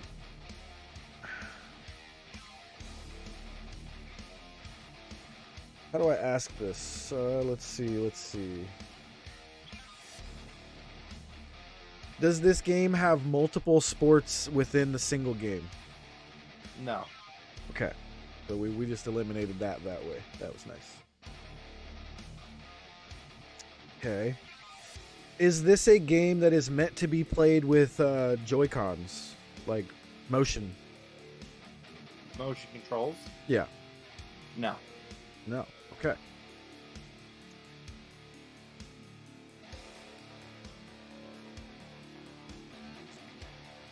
All right, Coach, we're looking at a Nintendo game that doesn't use motion. Have we ever played FIFA before? Absolutely, Juan. FIFA's dope. Mario Tennis. Wouldn't that be designed for the Joy-Cons, though? I feel like... No, I mean, not if it's on like a Nintendo 64 or something pre-Wii. Okay, let's figure out the console. Let's do that. Alright, so Nintendo... Let's go with...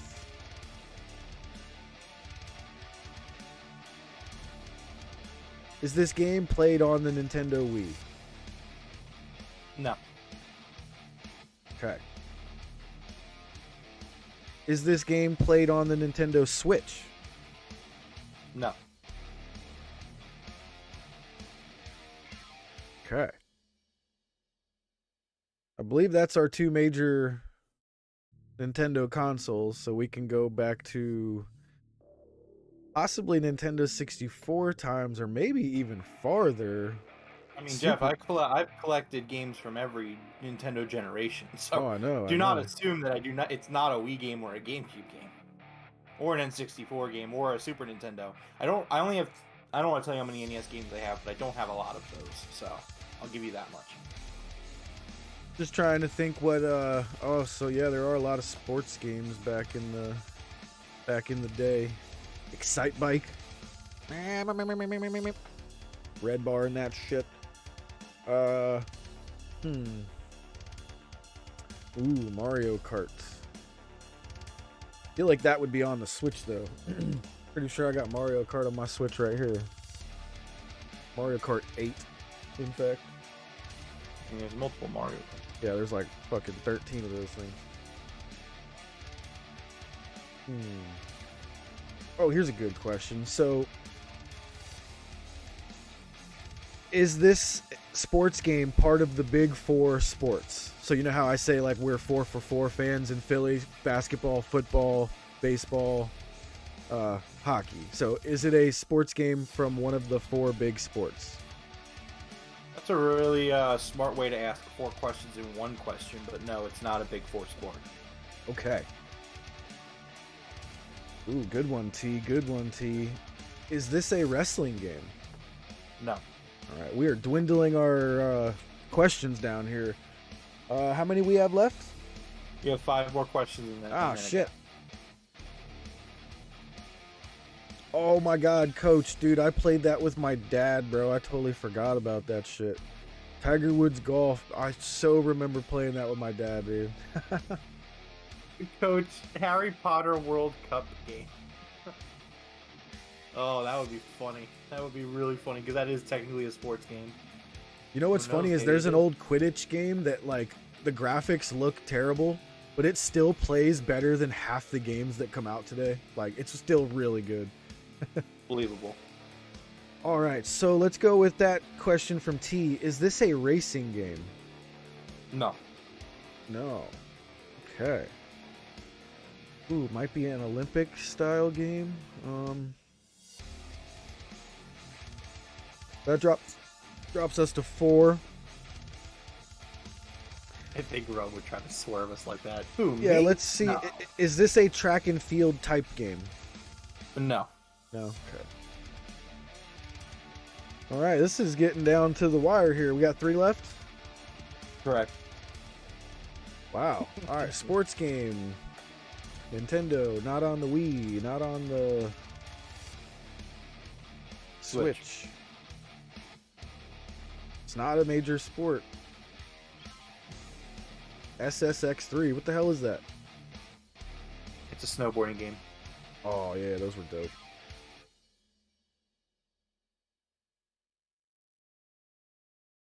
Yeah, let's Fight Night.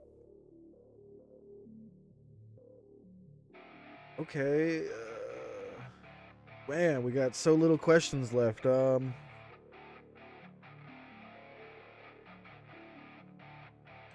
Coach, that's a good one right there. That makes me want to ask that for sure. Is this a fighting game? No. Okay, that rules out all kinds of UFC games. No Man, boxing. I'm really glad that you really kind of fell off here.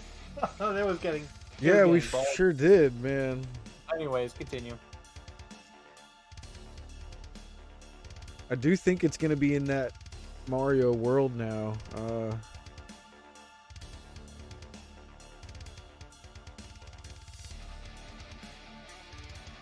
Yeah, that's kind of one of the only questions we can ask to eliminate a lot of stuff. So, yeah, is this in the Mario universe? Yes. Okay. I'm going to flat out admit right now, I am unaware of any sports games made in the Mario universe other than, I think, Mario Golf. So, and I don't even know if that's what it's called. You haven't even nailed the console down yet either, so that doesn't help you either. What's that? You haven't even nailed the console down yet either, so that's really going to give you a hard time. All right, guys, what do we got in the Mario world? You have 2 more questions, by the way. Okay, 2 more questions. Mario and Sonic is an Olympic game, isn't it? And we kind of ruled out the track and field thing. Yeah, you asked a question if this is if track and field is in this game. It is not. Mario Sports Mix. There was Mario Tennis and stuff, yeah. I did ask if it was a mixture of games, though, remember, so it was not a multitude of games in one. Not of the major 4 sports. Was there a standalone Mario Tennis?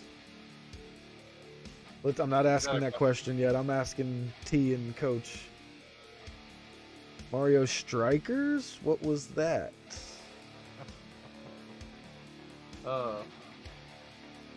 Cousin played Mario Dancing. Mario Football.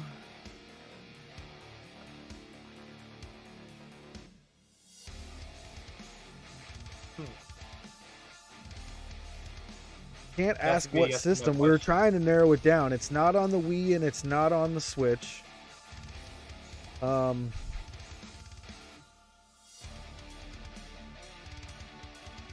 We can use one more to ask, like, what's on the GameCube.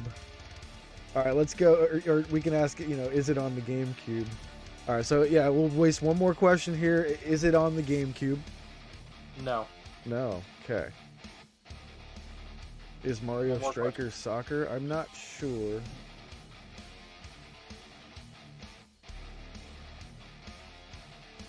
Is Mario Strikers a soccer game? Do you want me to answer that? No. Is that a question? No. Okay. More asking T or Nick. Okay. Or Juan. Mario D's nuts. Got him.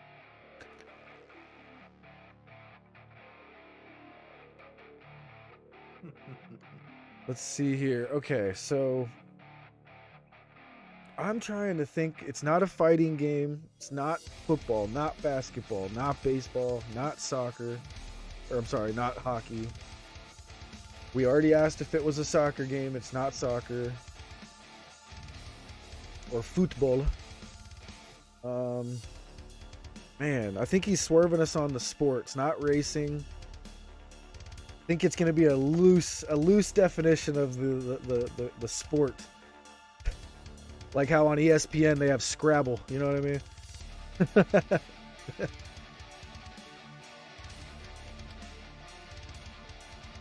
Well, your last advice was Mario D's nuts, Juan. I thought you had given up at that point. I'm sorry. Damn, Jeff is leaving Juan out to dry. The high rollers? Yeah, the high rollers are in shambles.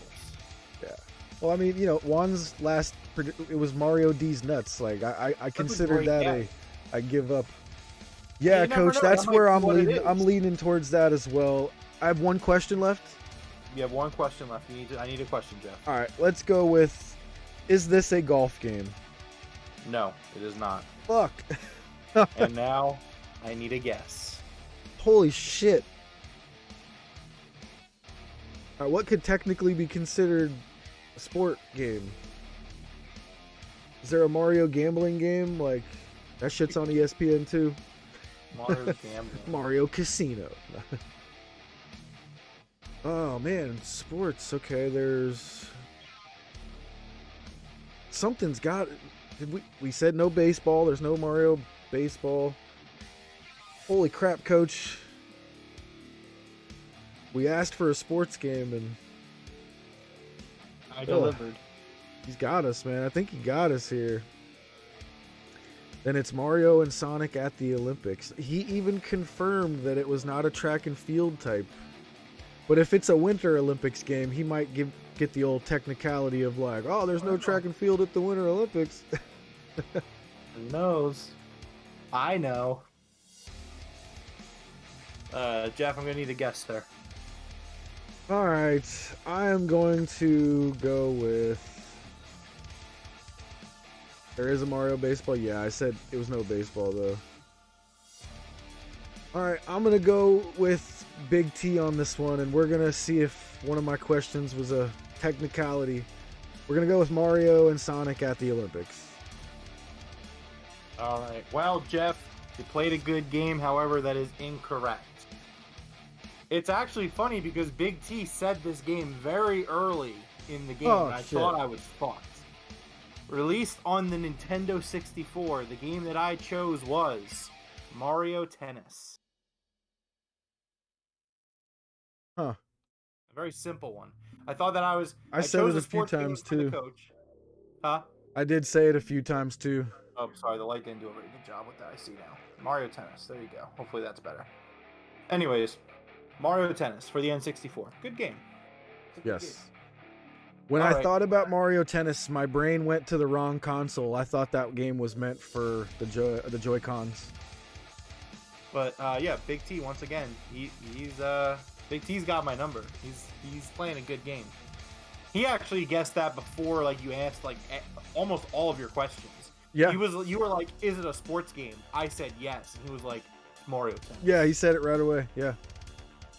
Oh man. All right, you guys talk amongst yourself. I'm gonna go pick another one.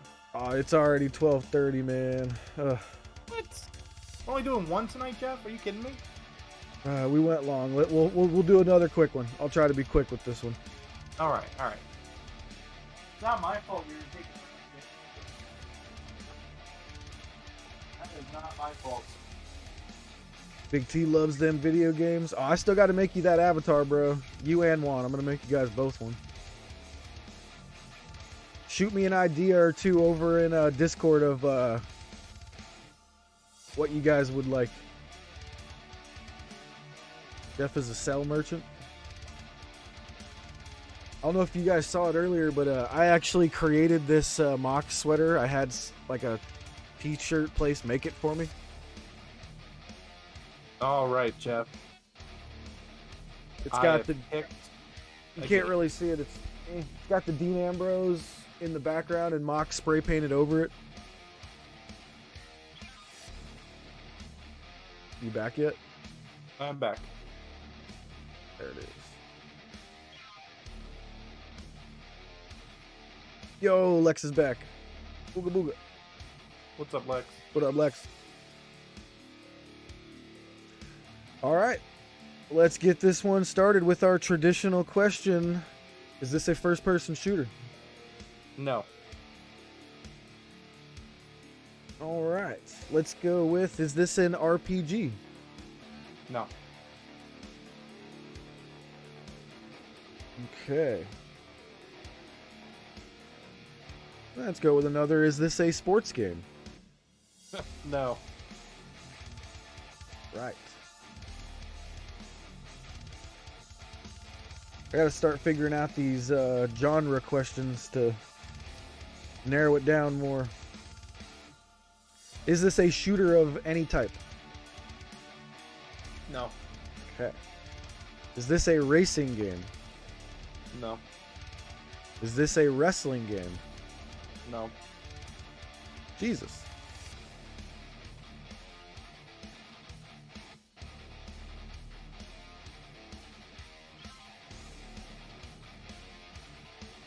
Huh, okay, man, where do we go from here? Better be a fighting game. Did I ask that? Is this a fighting style game? No, it is not.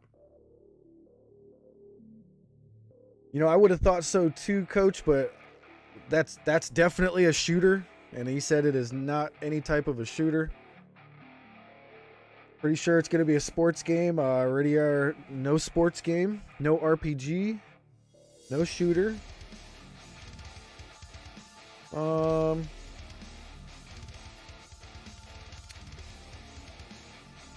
Trying to figure out how to ask this question. Like, is this a game show type game? Like, no, that's not what I want to ask.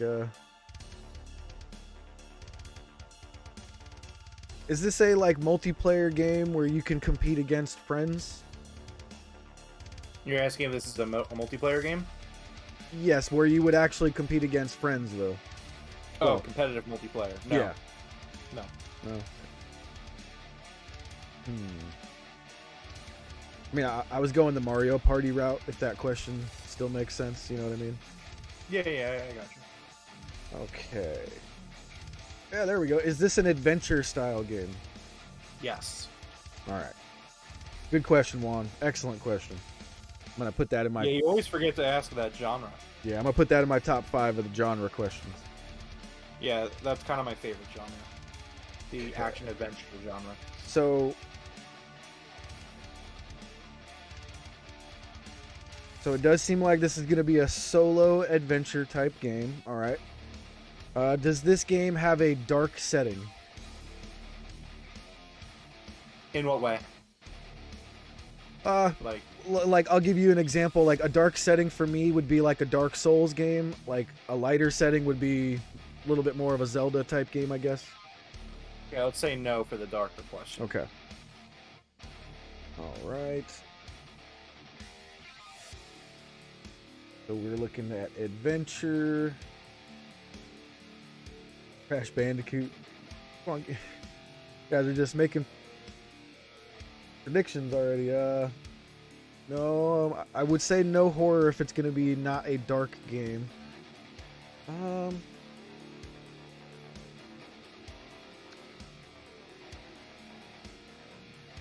So adventure type.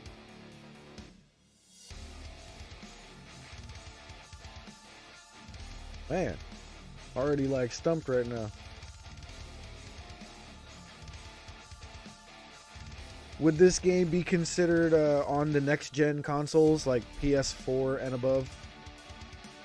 Are you asking is this a PS4/Xbox One game, or was it on these systems? Is what you're asking? Yeah, or recent. Like I'm kind of going a timeline of PS4 or recent. This game is on those consoles, yes. Okay. All right. Yeah, that's a good one. Is it rated E for everyone? That's too many games, Big T. Yeah, is this based on any sort of a movie? No. Okay. Is this based on any sort of a comic book? No. Okay.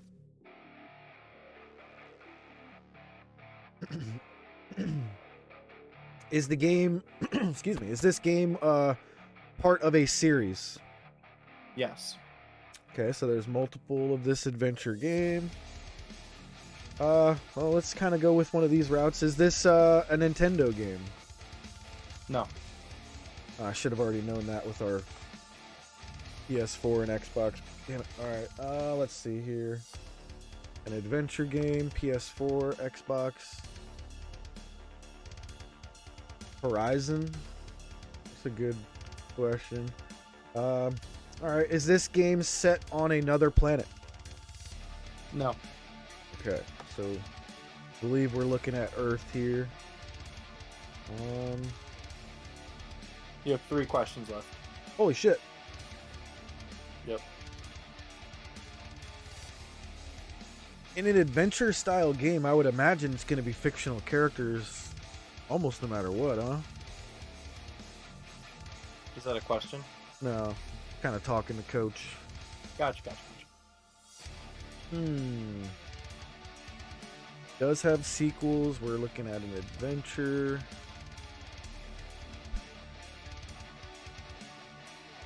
Yeah, that's a good one, Lex. Is this game set in the present day? Some of it.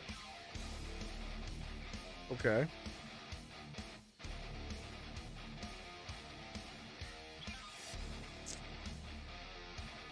Okay. 2 more questions.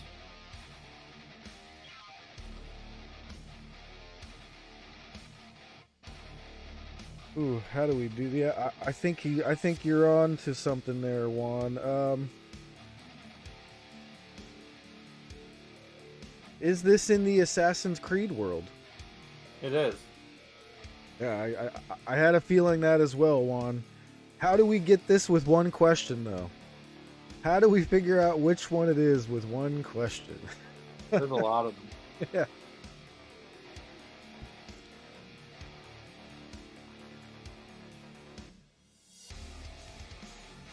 How do we eliminate a couple of them at once is would be a good idea. So I believe a few of them have the same main character, and then one of them drifts off. I don't know. I haven't played enough of them. I know of all of them. I've played a couple of them. Juan, don't put the cart in front of the horse. Game's not over yet. Yeah, T, I mean, I follow the whole Viking stuff in my life pretty closely. I feel like I would be a douche to not guess that one, but maybe I ask a question to eliminate that one first. Yeah, that's exactly where I was going, Big T, but I'll make this a little bit harder for you. I own every single Assassin's Creed game. I know that. I didn't doubt that for a second. I did ask if it was on modern consoles. It's on PS4 or Xbox One or above.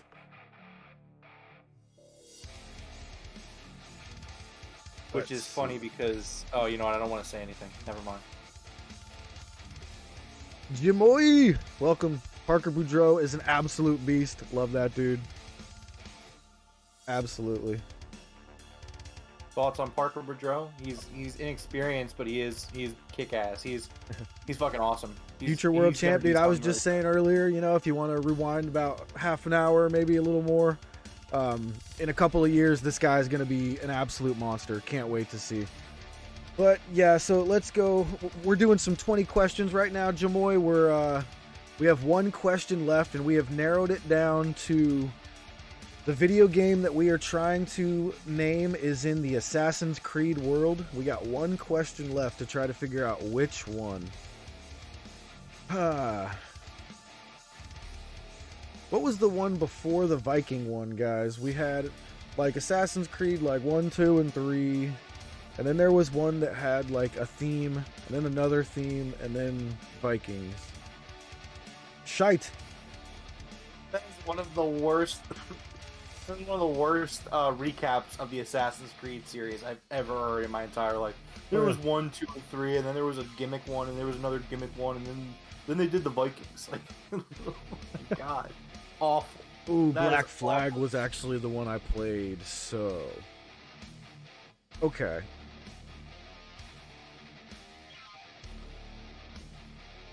All right, I'm gonna go with the two that I actually like the best. So. I'm going to ask one question that'll eliminate one of them. Alright, did this Assassin's Creed game have to do with Vikings? No. Alright, then my final guess is going to go ahead and be Assassin's Creed Black Flag to see if Big T racks up another win. So, I'm concerned that Big T has my room bugged. It is Assassin's Creed Black Flag, released on the Xbox. The Xbox One, PS4, and the Wii U. Holy shit, I was hoping man. that you were going to ask if it has sailing, because there's like 5 Assassin's Creed games that have sailing. So if you had said, does this game have sailing? I would have been yes. But I would have pointed out that there are about 5 of them that have sailing in it. Yeah, I thought of going down that line, and I was going to say, are there pirates in this game? But I thought the same thing. I was like, I bet you there's pirates in a lot of them. So I went with, the Vikings one. There's only one with the Vikings. Yeah, I'm thinking Big T's like, he's got a bug in my room right now. Like a long-lost cousin or something? I'm going to have to, like, double-check my room tonight after I get off the call. He's gotten out almost every single game before. All right, so But no, I I'm am the now, biggest- 2-7. Thank you, Big T, for that one. I wouldn't have even remembered that, and that's the one I played. Go I'm figure. a big Assassin's Creed fan, so if you look on the wall right here. Oh, yeah. So this came with the game, the pre-order for the game, and it's actually made by a comic artist, McFarlane. Forget what his first name is. But so Anthony McFarlane? No. I Seth don't know, but MacFarlane? no, not Seth. That's Family Guy. But no, he makes comics. There's also So a that Seth MacFarlane that does the Spawn comics. If it's the guy that does Spawn, that's him. Possibly, I don't know. Yeah. I don't read a lot of comics, so. Yeah. He does all the Spawn action figures that you see everywhere. It'll always say Seth MacFarlane Spawn. Gotcha. All right, man. That was another fun time. I'm glad we did the second one here tonight. But it is closing in on 1 o'clock in the morning, and I got work tomorrow. So go ahead and close us out, please, sir. Absolutely. Well, this has been episode 64 of the Broken Tables podcast. I did a N64 game on episode 64. If you enjoyed this episode, please consider giving us a like and subscribe, or a follow, depending on where you find us. Thank you for listening to us on YouTube, Spotify, Amazon Music, Google Podcasts, and Anchor. Thank you to everyone who hung out with us live. Big T said Todd McFarlane. Yeah. There you go. But thank you to everyone who, checked us out live. Make sure you hit that like button, subscribe if you're already not subscribed. For everyone checking us out in the past, you should really come hang out with us in the, in the present, because we have a great time here on stream, having battle royales and shooting the shit with everyone, talking wrestling and video games. You can follow us on Twitter at Broken Table Show, or on Facebook and Instagram at The Broken Tables Podcast. We go live on YouTube following every single AEW Dynamite, Rampage, and even pay-per-views. All Out is September 4th. It will be here before we know it. I'm so excited. We hope to see everyone again for next Wednesday's Dynamite recap. Until then, see everyone later and have a great weekend. Absolutely, man. Thank you very much, everybody, for joining us here tonight. And don't forget to hit that subscribe button and hit that ring bell for notifications. And everybody, have a great night. Top Guys out.